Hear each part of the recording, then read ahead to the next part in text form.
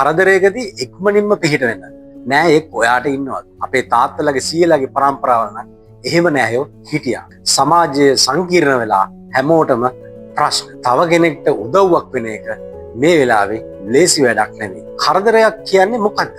කරදරයක් කියලා කියන්නේ අනපේක්ෂිත වෙලාවක අපිට වෙන මානසික හෝ ශාරීරික හානියක්. විශාල කරදරයක් කියලා කියන්නේ අපිට තනිව උත්තරයක් හොයන්න බැරි ඒ විදිහේ විශාල හානියක්. උදාහරණයක් විදියට දරුණු අනතුරක් හෝ දරුණු අහිමිවීමක් හඳුන්වන්න පුළුවන්. මේ වගේ අවස්ථාවන් වලදී අපිට අවශ්‍ය වන්නේ පුංචි උදව් නෙවෙයි. කරදරේ විශාල වෙන තරමට අපිට අවශ්‍ය වෙන පිහිටත් විශාල එකක්.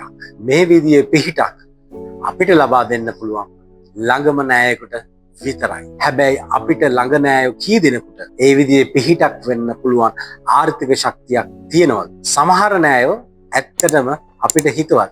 හැබැයි ඒගොල්ල ළඟ සල්ලි නැහැ. මම මෙතනදී නෑයෝ කියලා කියන්නේ ලේ නෑයොන්ට විතරක් නෙවෙයි.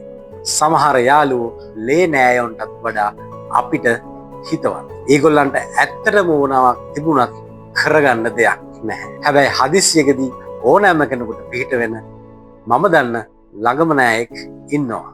මේ නෑයා ලේ නෑයෙක් නෙවෙයි. මේ නෑයා ඔබ බුද්ධියෙන් ලං කරගත යුතු නෑයෙක්.